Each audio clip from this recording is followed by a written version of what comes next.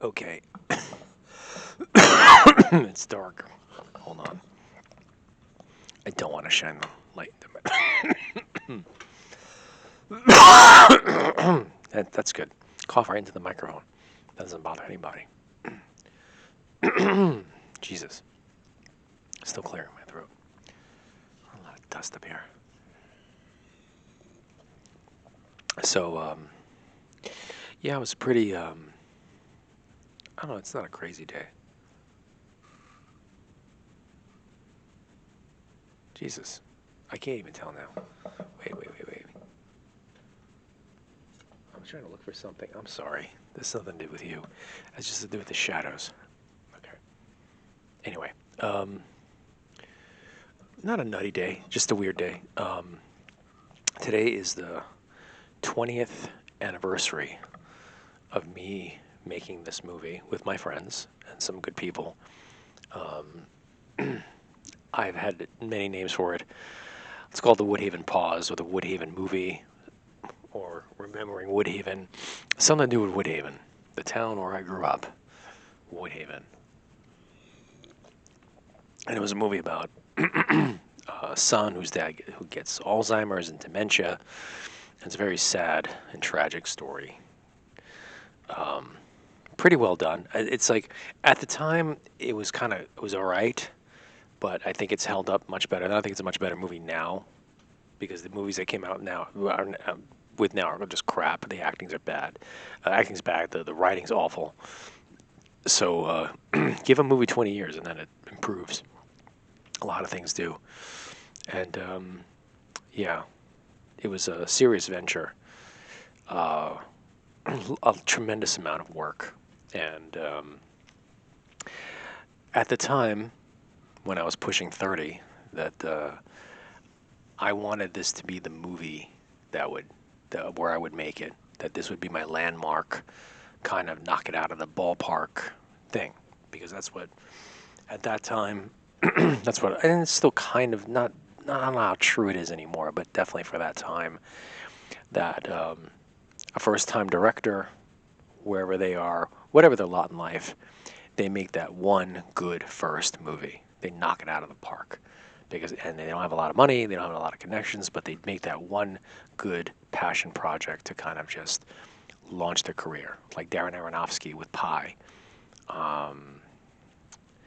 or was it the Hughes brothers that did Brother from Another Planet? But whatever, that's another sci-fi movie. Yeah, that first-time directors, right? They get into that machine and like they come out with this one great product, and part of that time also when made movies like that was that there was a level of craft involved that you had to kind of know production and know how to shoot, how to manage all that stuff, which was difficult enough. So you also got, like, even if the movie wasn't great, you got some props that you knew how to actually go make a movie and go from beginning to end. And that did count for something. The effort counted because it was difficult to just make a movie. So this was going to be, that was my dream. It took me another 2 years to edit. The camera that we had was too advanced for the software that Apple had at the time. And then when the movie came out, it kind of was like, you know what? Maybe I'll put a link in this. You'll see for yourself. Beyond that point, and I spoke to an old friend of mine who was the cinematographer on the movie. We had a long, long talk about life, and we haven't seen each other in many years. And he really appreciates the fact that he worked on the movie. He thought it was a really good movie. We did a lot of stuff. We did a lot of interesting things. We really pushed the envelope. He was a coworker at the time, and I got him on board with the movie. He was like, "Okay, crazy enough to do it with you. If I'm gonna do it with somebody, I'll do it with you because you're crazy." And to this day, he still speaks about it very highly. And we always go through this thing, like we almost have to like apologize beforehand about like this, that, and the other. At 20 years, I don't really feel the need to apologize. I'm not going to apologize with the film. There's nothing actually wrong with the film. It's actually it's a decent movie. It's a good movie actually. I think just at the time I was tackling, what guy who's pushing 30 at that time is tackling issues like Alzheimer's and the struggle of living in a blue collar, low income area in Queens. It just wasn't. That's just not what people were doing. So, I was like, well, we would have been better off with some sort of like drug action flick. We would have, or a comedy. We would have been a much better, easier sell and swallow. However, those movies would have been more dated. Now, if you watch my movie now, you don't even feel that it's dated at all. I mean, for the lack of like maybe a scene with an iPhone, I don't even have like cell phones in the movie. It's just a human drama, just a lot of there's a talkie, and and life pretty much. But if you're looking like for clues with the cars and other things like that, my old neighborhood has not changed one bit. If you take the train right now to Woodhaven and get off at Woodhaven Boulevard, the stop where I grew up on and near, and be like, and if you had the film on your phone looking around, be like, this place looks exactly the same. There's no hipsters, there's no fancy cafes, no art galleries, no new construction, no condos, nothing. As if like time has stood still, and time stood still back then in the 80s. So here we are in the early 21st century shooting something that looked kind of like the 80s, and then here it is 2026, it still looks like the 80s. Nothing's changed. So as a human story, and at the same time we're talking about this subject, which was heavy, big heavy subject at the time, and then you realize now everyone is going through something like this. Now these boomers are in their 80s. Now they're their late. Now people are dealing with that reality. I was dealing with that reality 25 years ago, and that reality has been there, done that for me. And as the old saying goes, you write what you know, which I did. Big, obviously, film school and writing lesson. That's what I knew because it happened to me when I was very young. It happened to me when I was 20. So this was already years later. So forget about it. If you're 50 now going through with your parents, I went through it when I was 20 years old. That's how ahead of the curve I was. And that's why when I made this film, it's just like, well, I was already seasoned as an adult. And it was adult themes and topics. While all my friends were running around, doing coke and banging girls 2 at a time at the bank, which was a club.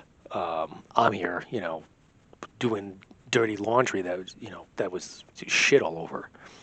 I was filing paperwork with Medicaid. I was getting home health aid workers when I was in my 20s. I was reviewing and interviewing home health attendants. I was trying to make sure that Medicaid didn't steal my father's property away to get him adequate care.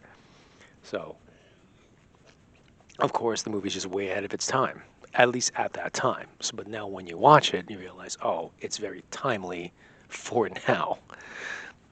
So yeah, I guess maybe that's just the way it is. It's like the world, I'm not, sometimes I feel like I'm really far behind. There's also a thing about being way too far ahead. And I was way too far ahead with a lot of these subjects, a lot of the subject matter. And if you go to a film festival, you go to this, you want to have some fun. A movie about dementia and Alzheimer's is not a fun movie. It's like there's no champagne popping. People want to, see titties and cocaine. They don't want to see, some old guy wandering around a neighborhood got lost because he can't remember where he lives. I mean, it's just like this is not the subject matter for someone in their late 20s. But go look at it now, and then you're like, oh man, that's my family now. That's my dad. That's my mom. Yeah. So I hope you enjoy it. Some parts are a little bit melodramatic, but the main guy in it, Baron Cohen, he had a stellar career after this whole thing. At least we think so. And yeah, I don't care about anyone's judgment. It was 20 years ago. I don't care what you think. We could rate it whatever you want. It's a real gritty. As my buddy said, it's like you presented reality in a cardboard box wrapped in newspaper. It was harsh, gritty, and real. There was not a lot of love, Not lot of love lost. Is just stubborn families, stubborn parents, stubborn people, and a world that's just very unkind. And the world is not a kind place. And don't expect any. And and you have to understand that people get to a certain point, they work their whole life, and then they're told that they need to have nothing in order to survive, which is antithetical to the American and human experience. You don't work your whole life to wind up with nothing, and that's what the movie is really about. And that's what happens to people. That's what happens in a lot of families. So, anyway,